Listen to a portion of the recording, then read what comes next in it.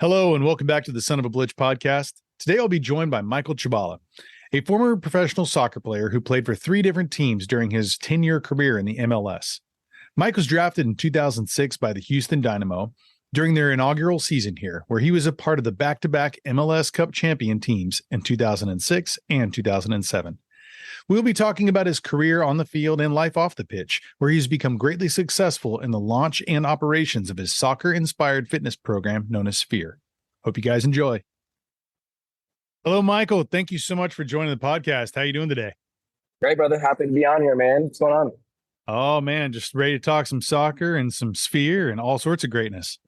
Yeah, Dynamo 3 points over the weekend, man. How about that? First that was a year. nice, that was a nice start. Everybody wasn't expecting it, but they really came out 2-0. It was a good, it was great. It was.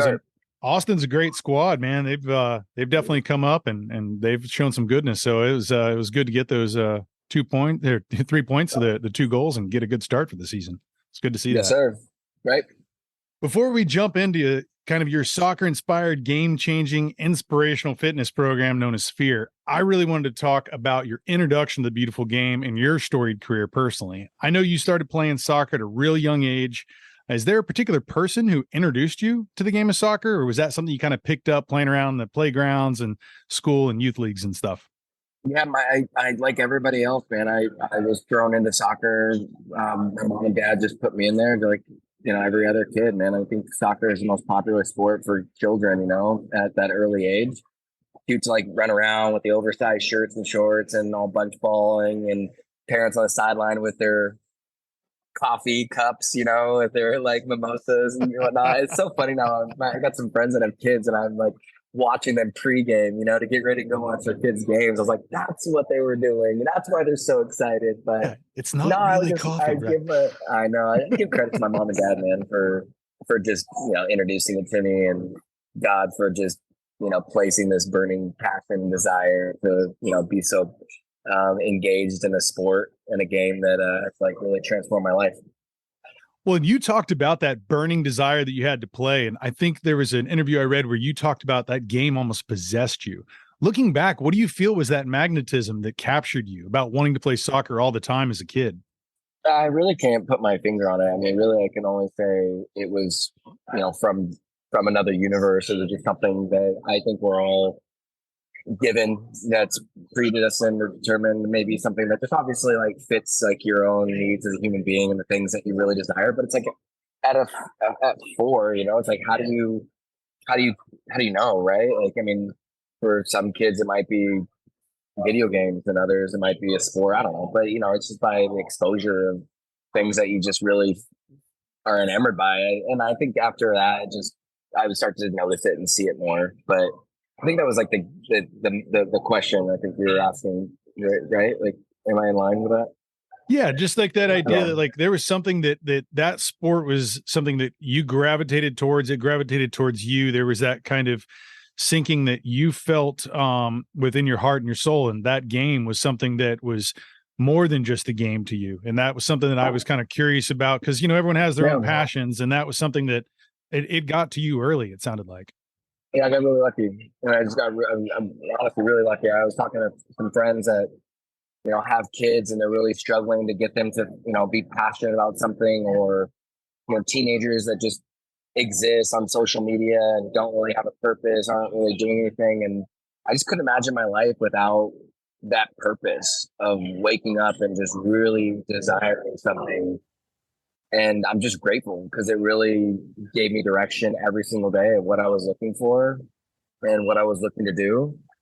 That's been able to, help me ascend and get to the places that I was able to go. I think the places that I'm still continuing to be in. And so, yeah, I don't know how else to describe it besides God. And, there's not really much else I can say. I just, can only hope and pray that every other child or, human being gets to experience that type of passion, whether it's in a relationship with a ball or another human.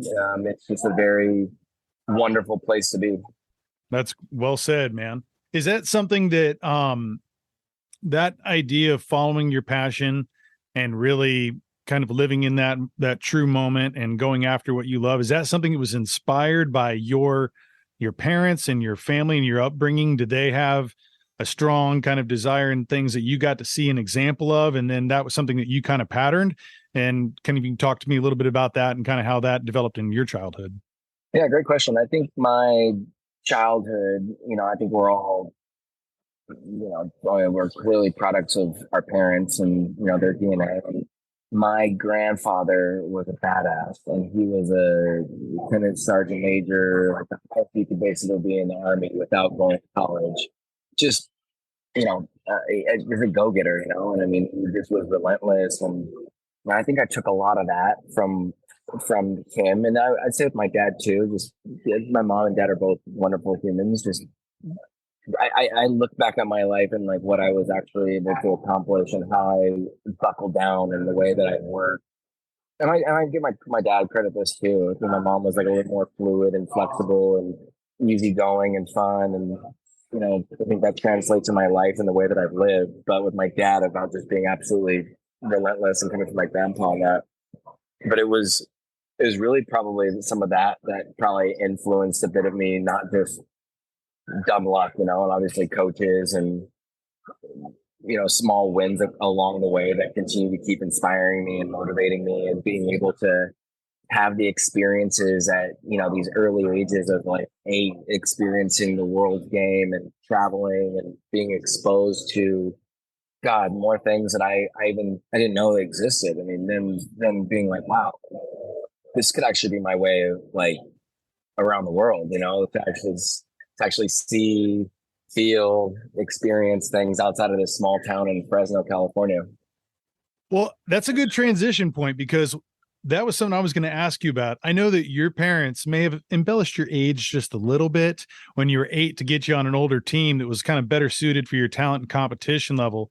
And that was a great move, because you got scouted out by a scout from Austria, and that kind of changed the trajectory of where you were living and what you were doing. Can you talk a little bit about that experience and what that culminated with?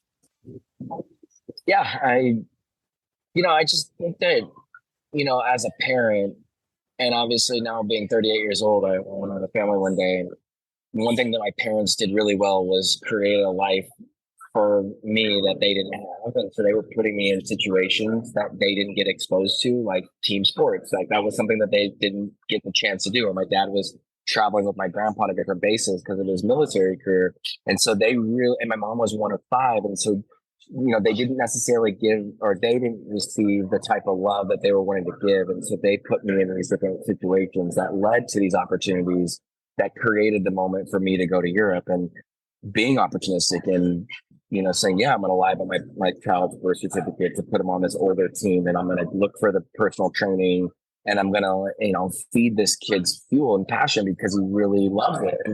And I'll give them credit, because I wouldn't have experienced that or be here without them doing that. And I mean, the whole traveling abroad is a cool story in itself, and being able to say that like my parents were crazy enough to let me travel to Europe by myself. And, they held my hand a couple of times going over there and back. But, for an 8-year-old, I mean, it's remarkable. It's quite psychotic if you think about it in today's world that we live in.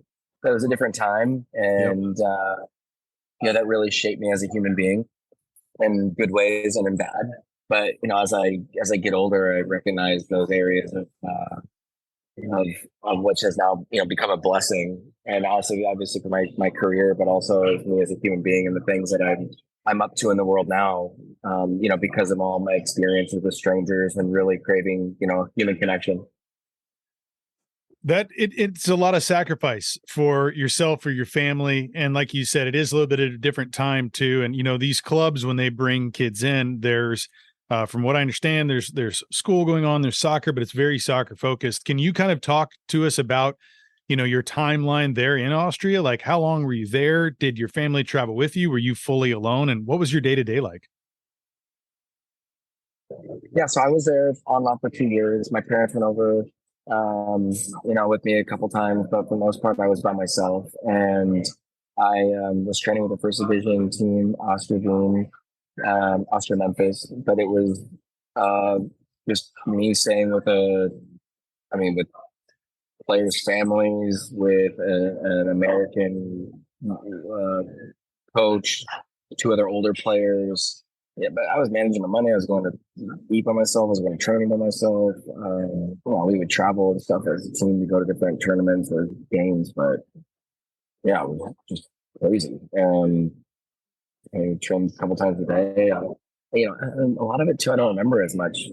I only remember the good parts and some of the things that really stick out. But a lot of the bad, I don't. As far as like missing home or calling my parents on collect and running up these $1,000 bills and just waiting for a care package of like a new video game to come in. Right, like it's crazy to think about. And I think I numb myself or turn myself off from never thinking about it.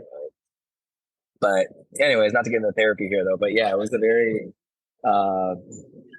pivotal moment in my life, being able to grow up in Europe and be exposed to so much. I think it's a must for families. I would, anybody that can afford it or can give your children the ability to see more than what they're exposed to. It's we're a product of our own environment. And the more that you're exposed and open up to other things, other places, cultures, languages, it just really, I think, can transform you in a great positive way. And especially now with so much based on technology, but it also opens up the world in a lot of ways too, on both sides of it. But that was really helpful for me. Yeah. Well, and I think the conduit of soccer is such a valuable one in meeting people from different cultures, from different places around the world. I know that I used to travel around the US in the ODP program and meeting people from all sorts of different places and folks who are coming in from, other countries that were trying to get their opportunities here, like you might've been doing in Austria, and being able to play with so many different people from so many different backgrounds, that richness. And growing up in Houston too, which is such a huge international city, but soccer was a big conduit for me for being able to kind of have that cultural enrichment. And that was a huge part of, I think, it sounds like a lot of players that I've talked to that have played at the international level and such too, and kind of enriching their own lives. Bringing it back to your journey there too, when you came back stateside from your 2 years there in Austria, what was that like? I imagine you were playing with some regional teams, maybe state ODP level. Talk to me a little bit about that kind of time in your soccer life and in your home life too there in Fresno. I thought I was better than everybody else. I was really disconnected from my parents. I felt like I didn't need to listen to them because, I just managed my own money and traveled around the world and knew other languages. And I just thought I was it. And, I say that with a smile on my face because clearly at 10, I had a lot to learn and a long ways to go. And, I wasn't necessarily paying the bills, right? So the greatest thing was how developed I was as a soccer player. The reason why our country is catching up with the rest of the game is because of the academies and the training that goes on earlier in, a child's life that develops them. Like anything, right? The critical period for a soccer player is not 10 to 12. It is literally like 4 to 6. Like it's 5 to 7. It's like these early stages to really start developing that coordination and touch. So, I was just really lucky that I got exposed to that absolutely propelled my career and myself as a player to the next level. That got me more exposure, that got me more recognition, that ultimately got me into Olympic development programs, which is the only vertical to the national team and to the professional level, whereas it's changed, tremendously now towards like the club system and being, like the rest of the world, going up the vertical of the Houston Dynamo, if you will, for an example. I think just to answer your question from that would probably, I think I kind of covered that one, right? Is that yeah, absolutely.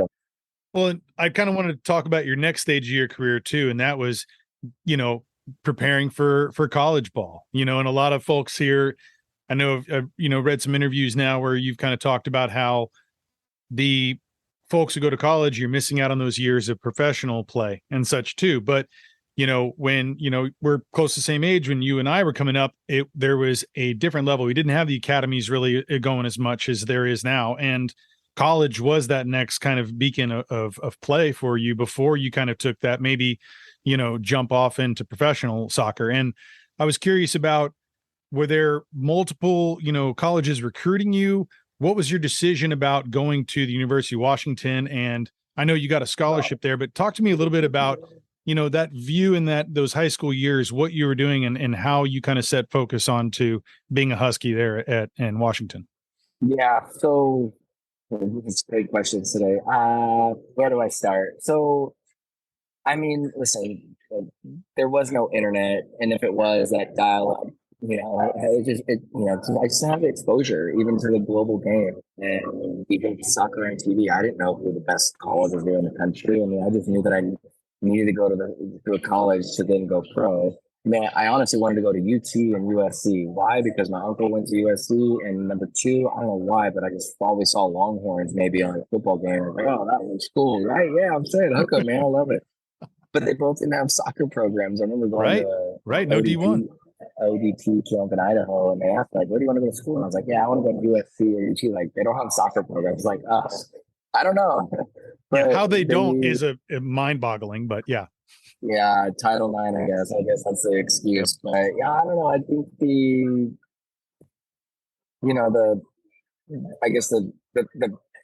things that really made it clear for me to go to the University of Washington really came down to, well, I'll work backwards. In high school, I was on these youth national teams, ODP teams that were giving me the recognition, so that helped too. I had a friend's dad who was a lawyer, and was just like took an interest in me. It was just like really excited about my career and future. I mean, I didn't date his daughter. Like, I wasn't best friends with his son. Like, we kind of played on the same team. I had no business. Like, and this guy had no business. Like, I didn't have to do anything for me. But he's like, dude, like, what are you doing? Like, I just really curious, man. And like, what I was gonna do to get to the next level. And he's like, you're not marketing yourself. You're not reaching out to these teams. I'm like, no, I'm Mike Chabala. Like, I'm gonna get drafted and picked up. Like, they're gonna come to me. He's like, no. You gotta send out like prospect notes and tell them that you're interested in their school or go to their camps. I'm mind blown, man. So I literally go to this guy's office, this lawyer's office, and he like helped write like a little resume and put everything together and sent it out to the top 50 schools in the country. And I mean, if it wasn't for him, I don't know, I wouldn't say that, but it really made a difference for me. And because of that, I mean, letters started coming in, people from all over the country, like, dude, they saw who I was. They thought that this kid's interested in our school. I mean, this is like mail letters, not email letters. Like, this is old school stuff. I mean, it's not old school too.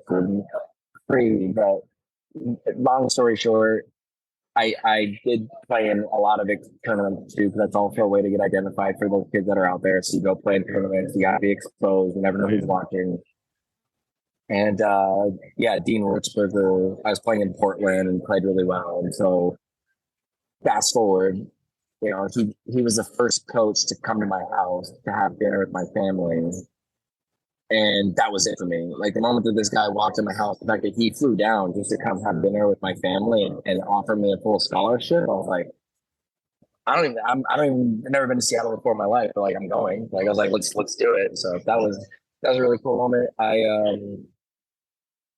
went on a bunch of college recruiting visits, but Washington was my last one because I knew it was going to be the one. And it was dark, cold, rainy, miserable. I mean, literally like the worst that you could possibly imagine, with rain going sideways. And I was like, yeah, this is it. This is where I'm going to be able to focus, because that foam party at UCLA with all the volleyball girls, or, the Santa Barbara beach parties would have probably led me to fail out of school. And knowing myself and the good times that I like to have, like, wouldn't have worked out. So Washington was perfect, because I was able to focus, graduate early, get out, stay out of trouble, not drink, and, get the work done. And that really was the difference for me. Well, and I don't know if everyone really understands what it's like being a collegiate player. I played for 1 year at Northeastern University. We were also the Huskies. And I knew it was like 4.5 hours a day that you're contributing to soccer. And it's a grind, and also trying to stay on top of your studies and make sure you're doing well. And, for you to graduate early too, that just shows that you were totally buckling down on everything you were doing. And I was curious, like, what all were you studying there in Washington, and what was your kind of focus? And were you planning for the potential merging of your, studies with soccer in your future, or life beyond soccer? What was it that, kind of inspired you to take your path and what you did in your studies there? Yeah. My mentor, like the guy I lived with, he was one of my mentors, but like one of my top coaches earlier on. He said, you either go to school for soccer, or you go to do soccer for school, if that makes sense. So like either, um, you know, soccer is second and school's first, but it was literally like you pick one or the other. Like you can't do both.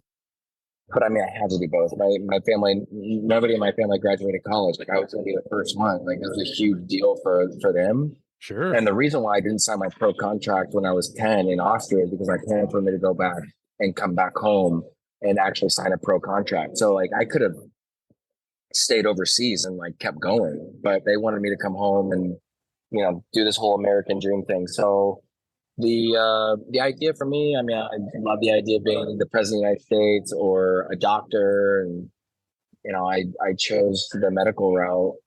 I took like my first bio class and saw blood and I like almost passed out. And I was like, yeah, I'm out. Not for me. And the classes were crazy. I chose poli-sci because I do like politics. And I was thinking, okay, maybe there's something there. I just couldn't see it actually applying in the world outside of just like the knowledge. And I was like, okay, well, I was talking to my uncle and he was like, you should do finance. It's a bloodline of every company. Super important. So I was like, I need to go to business school. That was also a couple of different, it was hard to get into, but it also, the credits didn't line up for me to graduate early. So I chose economics and I actually really enjoyed it. Numbers come easy to me. And I just enjoyed the concept of like practicing and studying economics. So I enjoyed it. It was good. But I think with everything that I was doing, I was 100% focused on just playing professional soccer. So every summer was spent in Seattle, taking extra classes, training, and just making sure that I was moving the needle towards, the January of 2006 to be drafted, and to graduate early. I just had to double up on classes so that I could make sure that I was done so that I could leave, because I heard it so many times where guys would leave and still have 15 credits and never finish. Sure. And I had one class left actually when I left, Bible Lit. And I mean, it took me 6 months. And it wasn't until Stuart Holden's mom made me go to her office every day to finish my 30 something page paper. It finally got done. But yeah, I was really lucky, man. It was quite the experience, to say the least. Well, that experience of being drafted into a major league sport is not something a lot of people have experience with. And I just wanted you to maybe kind of talk a little bit about that. What was that like leading up to the draft? Did you know you were going to get picked, or was there talk about with any other MLS teams beforehand? And just tell us about that experience and that day of being a part of the draft and waiting for your name to be called. I mean, I wasn't guaranteed. I probably shouldn't have gone. My parents wanted me to enjoy the experience that they never got. So they flew me out there. I stayed with a girlfriend. And I mean, really, people were like looking at me like, why are you here? I mean, the draft wasn't this celebrated experience. Probably the top 10 guys were there, but that was about it, man. I mean, so I think a lot of people were kind of surprised. And also, like, are you even going to get drafted? And obviously, in that senior year, I was exposed to Salt Lake, Colorado, Galaxy, San Jose, which became the Dynamo. And so I was really fortunate that some of these coaches got to see me. Anyways, fast forward on draft day, I was the 44th pick out of 48. I didn't realize I don't want to say severity, though, but just the reality of what would have happened if I didn't get selected. And if I didn't get picked up by the Dynamo, if I didn't get to that locker room, if I had to go another route, if I had to go to a USL team and just shoot, like, it was such a hard jump. Like, there wasn't this reserve team. There wasn't this like second team. It was like, there's one team that makes up the professional league. And by the way, there's only like 16 teams at the time. I'm not sure how many teams there were, 19 maybe. So thank God, man, I'm so grateful Dominic Kinnear and the team drafted me. I would like to say that they're grateful too, and my contributions to the club. But man, I was really fortunate because otherwise I really don't know where I would be and what I would be doing. And so that pick, I think as I've gotten older, I understand the significance of that opportunity as like the last pick for the Dynamo and the last opportunity to be selected. That really was like the difference in my life and career. Well, I remember reading an interview that 43rd pick came up and you were like, I'm next. There was some kind of divinity in there too. You kind of knew that was coming, didn't you? You had a feeling, huh? I did say that. And I like my whole entire life and about my career, I always knew I was going to play. Like there was never a doubt. And the one thing that I can say to anybody is that you don't believe in yourself, nobody else will. And you have to be stupid, almost to the point where people think you're crazy about the things that you think you're going to do in this life and the things that you're going to accomplish. And I mean, yeah, it was like, yeah, I'm putting all this on. I knew I was going to do it. And I knew, San Jose was up. I knew I'd been with them.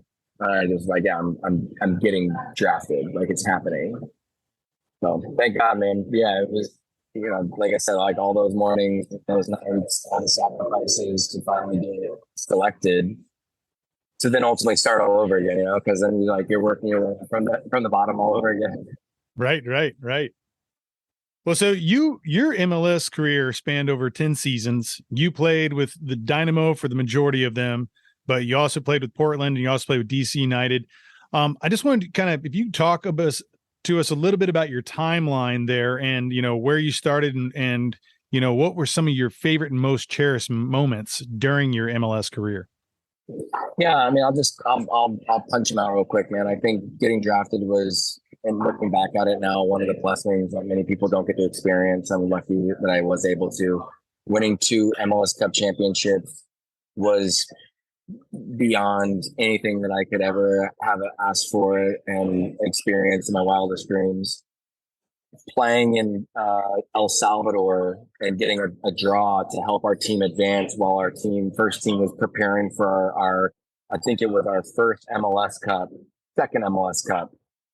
I think that was a really big deal as well, because I think that, one, gave me confidence in my career and my team. I think 2, it helped the club to advance into a major tournament. I also had a really cool experience with my uncle, who's an American football fan, not a soccer fan, went down there to go watch me play. And he was the only, probably American Caucasian guy in the stadium with this ring of nobody around them. And I go in the tunnel down, it's completely a sea of blue and I can't see him anymore. And at the end of the game, he comes back with all these scarves and hats and is drunk. And he's like, I had the best time ever. And I was like, what happened? He goes, I bought everybody in the stadium $1 beer. He's like, I wanted to make friends. And and it was awesome. We had drinks and hung out. It was a memorable moment for sure.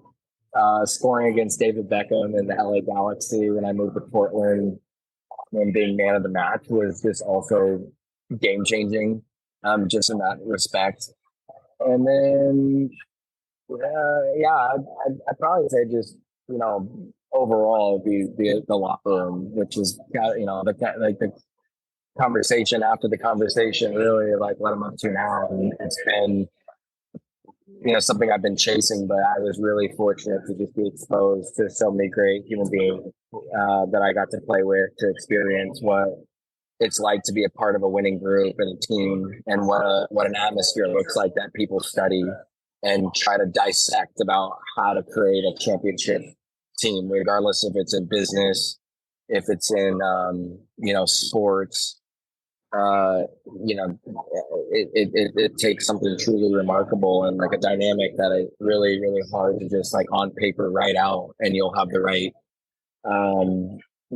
formula, because it really was spectacular when I was a part of in 06 and 07.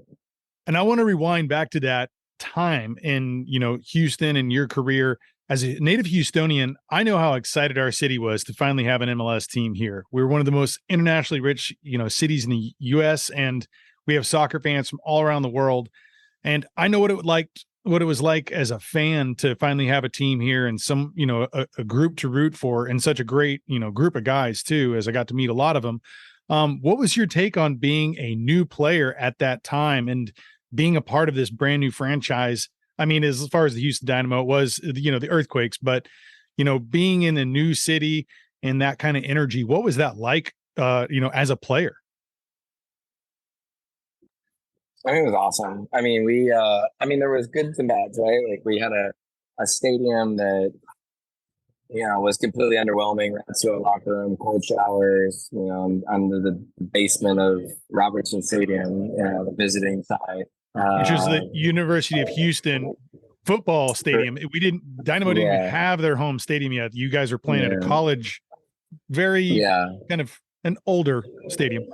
Yeah, and talking about like javelins being thrown on our field and nice pole vaulters, running across, or like the shot putters throwing. I mean, like I'm talking about like people running through our practice with guns and cops chasing people down. I mean, it was not your pro experience, and so all of that in itself of being treated the way we were treated, I think really helped us. But I would also say, the community of Houston, I don't think really knew what soccer was. I mean, I think that they kind of did, but I think that we put soccer on the map in Texas and in Houston specifically.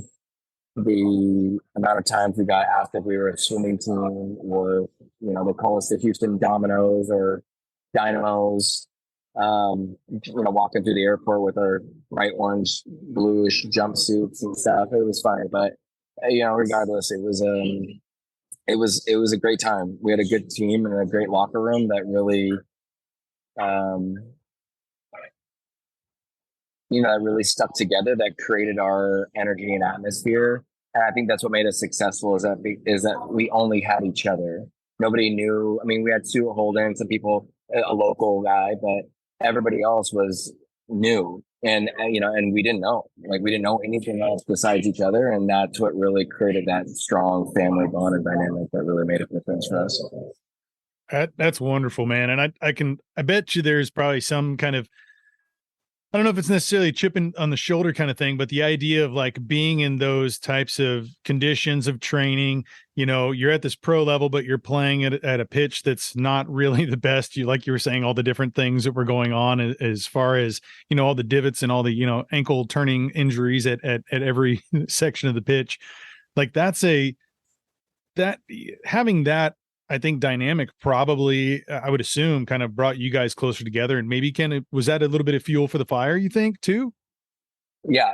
No, that was definitely the fuel. I mean, all of that in itself was the difference. And even AIG or Phil Antube, group that owned our team, I mean, everybody else was getting the attention and love that they deserved, but it was our team that was like, let's just do the bare minimum and see what happens. And it was hard, grit, and just the attitude, man, that was, we're gonna change the world. Like we're gonna do something remarkable, not once but twice. Like it was that type of like fuck you energy that really made the absolute difference. I mean, I can't describe the locker room that we had. The guys, it's in history books. Like it's amazing. It's amazing. Yeah. Well, you brought the championships back to Houston. I mean, we'd have the Rockets, we'd have the Comets, and we had a little bit of a wait there before we got something else to celebrate and some trophies to hoist and look at. So thank you for that and bringing that feel back into the city. I've heard you talk a lot about the locker room, that camaraderie, that dynamics. And, I know anytime you leave the game, whether it's your own decision, whether it's, the decision of the management on a team you're with, that retirement is always a very difficult thing. And I don't think a lot of us understand, not having been professional players, that difficulty in that transition for most leaving that professional stage. And I wanted to And I know a little bit about your history, but I'd like for you to talk about it and tell us a little bit about what that was like in that ending of your professional career. From what I know, you weren't ready for that. What was that like for you? And what was that kind of transition moving through that experience? Yeah, I don't think anybody can prepare you for it. I mean, I heard about it for a long time. And watched guys go through which with a lot of, stock and really, I don't know, educating myself.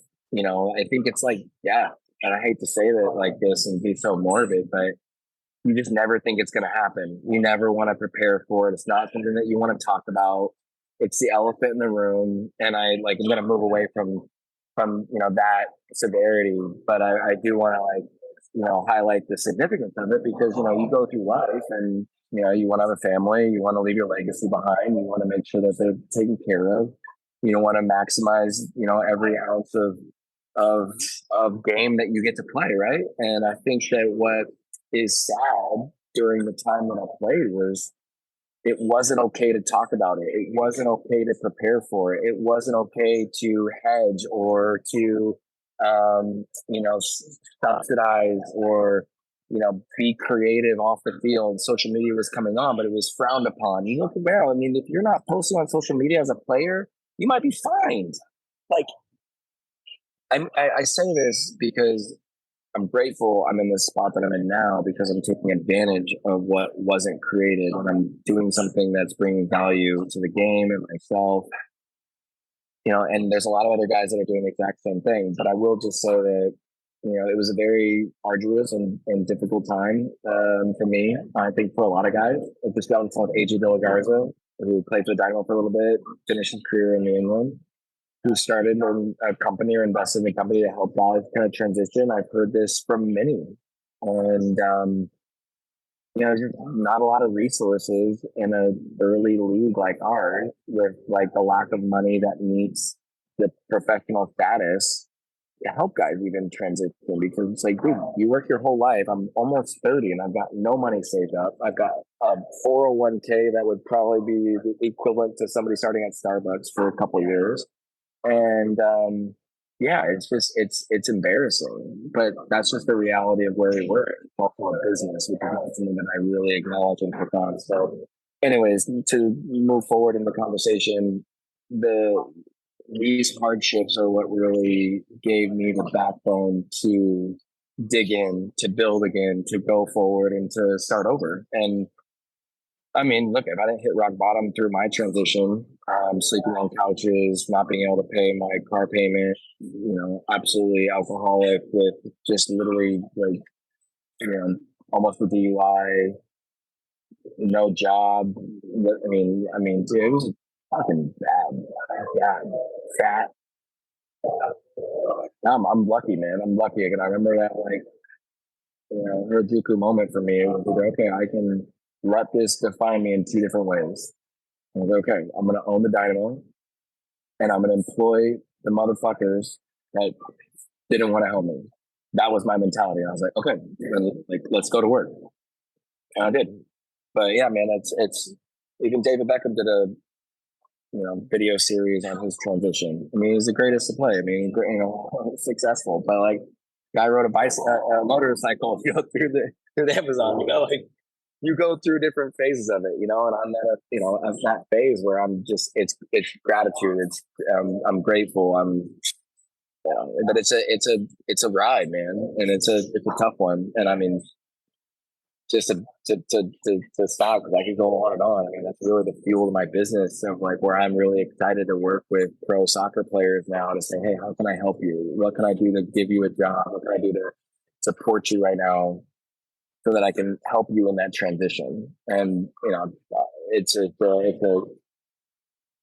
a very big conversation that needs to continue to being in the forefront of every player's onboarding and each year on where are you at and what are you doing. Just like a college counselor, man. They're like, hey, we got to graduate in 4 years. Like, let's get you here. Like, do you want to save 100K? Do you want to save 200K? What's your transitional?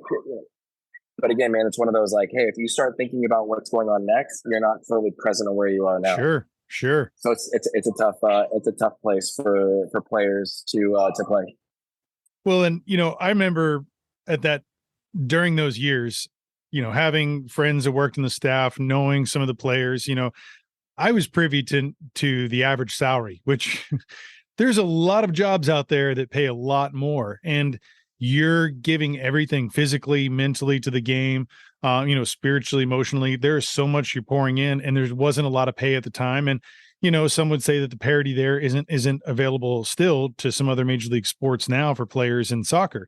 But that it would, so like when you talk about those kinds of difficulties, I don't think your story is just you. It sounds like there's probably a lot of players that live paycheck to paycheck. I know Dynamo players that had a second job in the off season to be able to try to supplement their stuff. And I know a lot of you guys would play and do some, stuff with soccer clubs and, some clinics and things too, but it was tough to pay the bills. So when you come out of that and you don't have a lot there and, a cash flow, you're not a David Beckham, you're not a person who has these millions of dollars in endorsement and things. You're there met with a challenge. And you talked about the darkness for a minute, about what that was like and what you went through, and some alcoholism and kind of couch surfing and figuring out your next thing. But you had somewhat of an epiphany and a rejuvenating journey when you went out to Hawaii, that afterwards you kind of came back. And is that where you developed your idea of what you wanted to do with Sphere and your next phase of your business and professional life? Can you talk a little bit about that? Yeah, I mean that all that stuff that we've been talking about was literally preseason to what I was put on this earth to do, and that moment was really where everything kind of like met, and my transition out of soccer, turning around from practice, going to New York, experiencing all the different concepts, meeting this gentleman who, who's happened to, be a very successful entrepreneur and family that had a house in Kona, that got me the camps, that turned into clinics, that turned into a lifelong friendship of me going out to the island every year. That then became a place of like a safe haven for me, that supported me for a couple months, that started the programming that I started running, indirectly and, honestly just by chance, because I was being creative on a small space and, just looking at what I could possibly do to continue to make money and being resourceful during that time, and running into almost getting a DUI, running a half marathon barefoot, at like 12 o'clock at night, getting picked up by two hitchhikers that, gave me two little life examples. One was from God, one was a former pro that was chasing his career. And I'm like, expediting, this is going to be a great Netflix movie or a book one day. But yeah, like all that came crashing down when I flew back and realized like I need to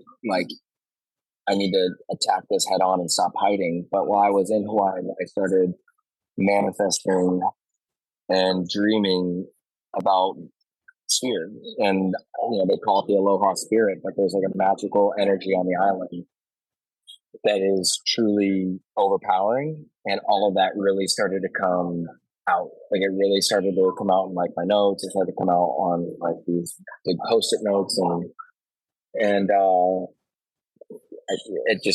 it really kind of, again, call it God, but it started to take shape from nothing.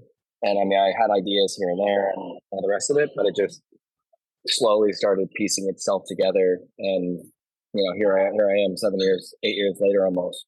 It's crazy. So talk to me a little bit about those pieces and how those elements came about, and what was the beginning and the concept of Sphere for you. And then, I mean, let's walk it through to what it is today. So you've got this idea, and then you take it and run with it, and you've done an amazing job. So let's kind of give me that kind of transition there, please. Yeah. I mean, I was in New York at the time with a girlfriend, and I was exposed to Soul Cycle. I fell in love with the concept. It was just like, this is so cool. I didn't know this existed. I loved it, dancing around the bike and the aesthetic, and thought it was badass. I always hated that during half times and the soccer games that they were playing all these like stupid promos, and it wasn't an actual like party. And like in soccer, you can never like move to the music. I was really having a hard time with missing my friends in the locker room. I just freaking couldn't make guy friends. And I was going to these other concepts. I wanted to meet a girl. Like I wanted to do that. Stuart Holden's brother, Ewan Holden, started a boot camp called Are You in Shape? Super creative, doing boot camps. And I'm like, man, if this guy can do it, like, why can't I go start my own thing? And at the same time, I was a manager for an optometry practice, making $500 a week, helping this girl like market and network while like coaching and training kids in the back of a optometry practice. And then just like bringing the kids on the field and the parents like, oh, let's play around, right? Because the parents were just sitting there. And then I started looking at my life and started just thinking like, do I really want to be on my hands coaching kids? I was like, no. On top of working 3 different jobs over the course of 3 years, brokering natural gas, private equity, and private wealth management. And I realized I don't ever want to be told what to do. I never want to work for somebody else. I never want to have to wear a suit and tie and shave every day. I was like, I won't. Like, and I talked to Craig Weibel about it, and he said, like, how is it that you're supposed to go your whole entire life doing the one thing you've always wanted to do? And then somebody says, okay, but what else do you want to go and do? Well, like, I did it, right? So now all of a sudden I got to go and think about something else. And that's where I think the practice of when you're playing would really help to really, who are you as a human being rather than letting soccer be the identity of who you actually are. And that's where I struggled in that transition. So when you take all those things together, right, and put them in this like sphere, like that is what ultimately all came together with this serendipitous moments of my life that have like pieced together where I was at and how it all came together to me at the perfect timing to say, okay, I have nothing. There's no further place for me to go besides like, I don't say death, but like just being an absolute degenerate, which I pretty much was almost already there. When you talk about rock bottom, it's like, I mean, I was just masking it because of my social media of what was really there and like a BMW that I couldn't even drive inside the gas. Like that's as good as it got, right? And I was like, okay, well, like, let's commit to being in Houston for 7 years. Let's dig in. Let's find ways to make money. Let's go for this thing that we were going to call Sphere. And it was the greatest thing that I've ever done, regardless of whatever happens in the future. It's been the one thing that's been able to help me overcome the hardest really challenge of like getting past soccer and in that transitional phase. So walk me into that experience. I'm coming into a facility that's featuring Sphere. And what am I seeing? What options do I have for classes? What is that experience for a first timer who comes in? Because I know a lot of people are going to want to check this out. It sounds phenomenal. I know a lot about it. I plan to come out here soon, but that's great. I want to know what it's like, and you kind of describe that for folks who are interested in learning more. I think I gave you like the abstract part of it too, right? Mm-hmm. So like, let me bring you into the actual function of it. So there was nothing for soccer and fitness. So I'm like, God, man, I went to a soccer league and somebody tried to break my leg. I'm like, no, I don't want to be competitive, which sounds dumb, but like, I just don't. I want to like have a beer afterwards. I want to like have conversations. I want to create that locker room because that's what I was missing. I love fitness. I love soccer. And there was nothing in this space of Berkeley fitness that combined the same. And nobody was doing anything for adults. All the programming was very old and very lame and stale. And so I was like, okay, this is what I want to focus on. Boot camp, soccer, fitness, let's go. And over the course of like, these years, I started seeing that people wanted just fitness. And some people wanted soccer fitness. And some people just wanted to play soccer. And some people had, kids and they wanted to play soccer and still work out. And then there was like the idea of like a recovery. So like, what about this like idea of yoga, soccer? But then it was like, okay, what about this at-home workout? Or like, what about, a standalone like workout that's still soccer based that, you can have more people on a field. And, what if you have a small field? What if you have a large pitch? And this all like started to like my creative visionary, mindset, which I didn't even really know I had because I was a creative player, but not as like a soccer player, but as like an entrepreneur, I'm such a visionary. And really where I started to see the differences of like doing these programs and running them and going through the steps and saying, wow, like this is really good for indoor facilities because there's a smaller space. And I want to create this music, lights down, music up concept. But then I was like, outside of the park, well, the atmosphere is the people, it's the community, it's having a bunch of people running around and creating that vibe, right? Where you don't need the music as much or this like cool facility, but you just need to feel like there's a lot of people that's like, this is awesome. And that's what's kind of transformed into the business now, which is, you know, us as a business, a team helping adults connect to game-changing workouts, atmospheres, and experiences. The parts of the business that people don't know is we have our own facilities that we own, and then we basically license everything out to people and say, hey, you're still part of Sphere. We're just going to help you start your own community, make money from us and the programming that I've created and the brand that everybody's come to love. But like, go create your own version of it. And so when you go to a Sphere experience, depending on where you're at, you're going to, number one, walk into a locker room that feels like the Houston Dynamo in 06-07. Everybody hangs up and hangs out. Everybody shakes hands and meets you before you take the field. And you walk away feeling like you have a bunch of new friends. Like, that's 3 things that are absolutely going to happen when you go to any Sphere experience. You don't have to be a soccer player. You don't have to know how to play soccer. You don't have to be in shape. The whole idea about the concept of soccer is that anybody can play. Like, the ball doesn't discriminate, and neither do we. Like, literally people think, oh, I got to be a soccer player. I got to be good, or my skill, or I haven't played a long time. No, like, I shrunk the field to make sure that everybody could play. And the funny thing is, I used to do these like pickup soccer games with my family during Christmas. We'd have a family soccer game. My grandpa would play, my aunt would play, my uncle would play. And I mean, this would be like their one exercise for the year. And they would want to spread the field out massive, right? And I'd be like, why? Like, I'm going to run through everybody and score. And this is like the stupidest game. Like, let's make the field smaller and more compact so that everybody can be there and touch each other and high five and be a part of the game. And that's exactly what we do this year, is create a smaller footprint, small ball, small goals, and so that everybody can actually feel part of the experiences. And so as we like go, just created different programs for different types of people that are interested in connection. And we just enable that experience through right now, soccer and fitness. So you ask like, okay, what's the whole thing if you come to Houston, our indoor facility, or in Austin? I mean, depending on the class that you want to take, the experiences are all beat based. They're all energized by lights and, like, again, music and the energy. But it's like a mixture. You know, our signature class is like soccer and fitness, and kind of going back and forth between soccer and fitness exercises. So playing and then working out, running, body weight. Everything's fluid, so all of our experiences are nonstop. Like, nothing ever slows down, nothing ever like stops like a football game. Like, everything is continuous, so that you feel like you're in a soccer inspired class, whether it's like fitness, soccer fitness, or soccer. So it's all based around the ethos of what the Dynamo gave to me.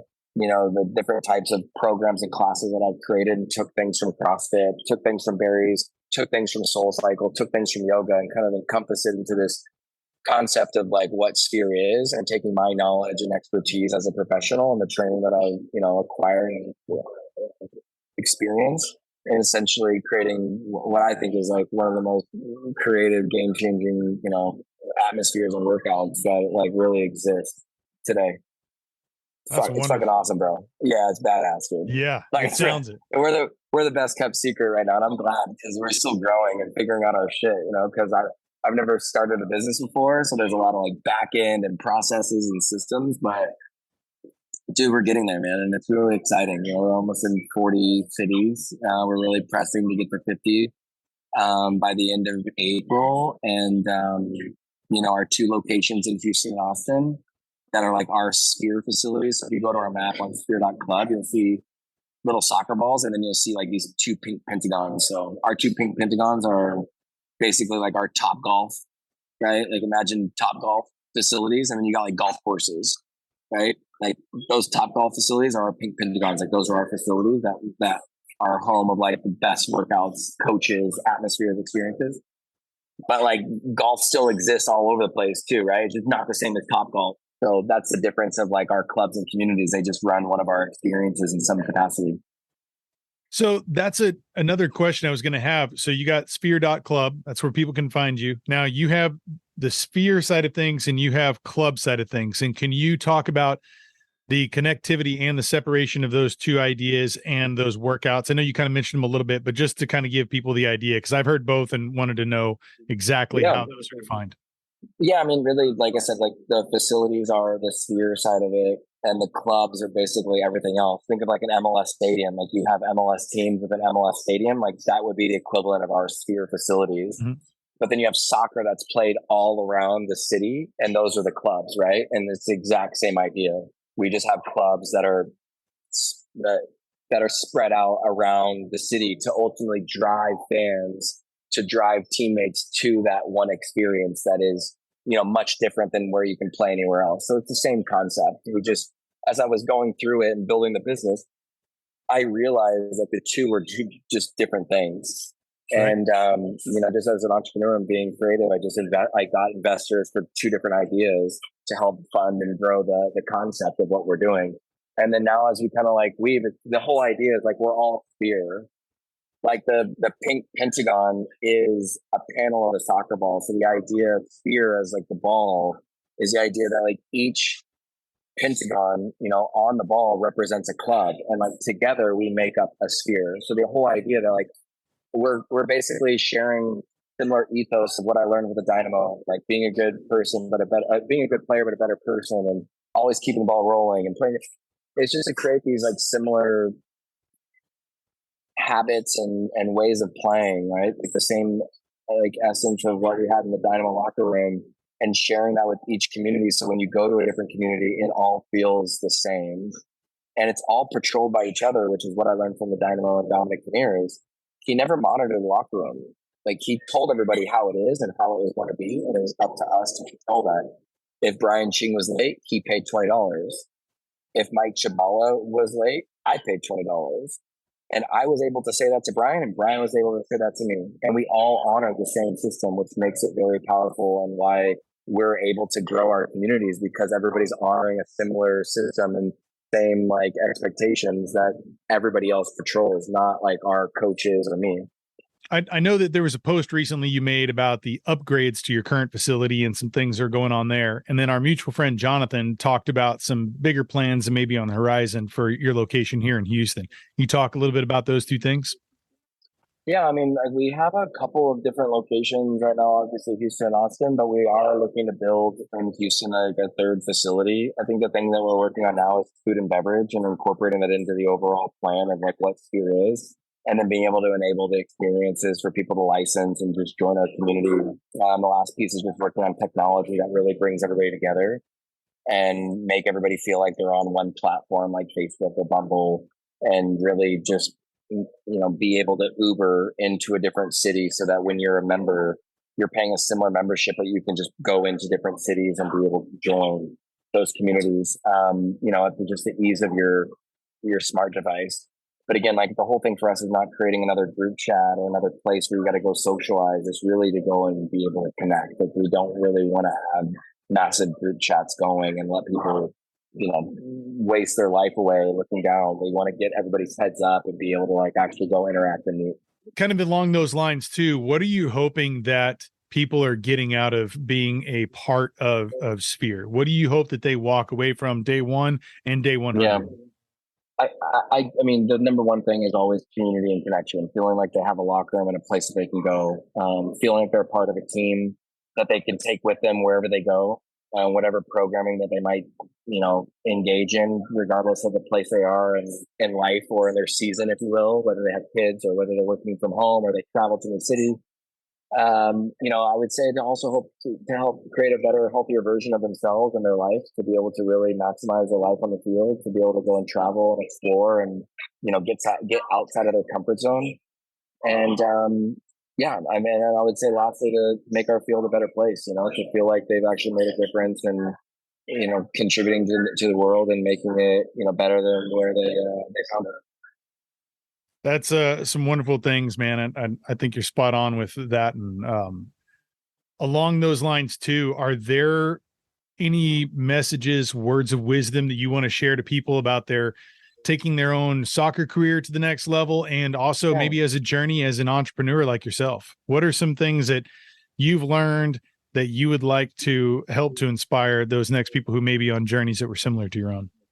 Yeah, I think, trust your gut, right? I think you've got to follow your passion and your heart. I think it's easy to follow like what the current trendy entrepreneur is telling you to do, or your family that might have some experience and advice that is their own and not yours. I think you have to learn, you have to experience life and situations and jobs even, I mean, I never would have been here if I didn't play and I didn't mess up or not learn. So when it comes to, entrepreneurs and, ballers asking me advice, and it's just like, it's more about negative data than positive data, and understanding what's good for you and not for others, and being okay with trailblazing and going down your own path, right? And also understanding and being self-aware of what you're good at and what you're not, and your risk tolerance and where you're currently in your life. But at the end, the only thing that I can possibly tell anyone is, passion is what creates purpose. And there's nothing that comes easy, and it's going to take work. And I always say, like, there's no supplement for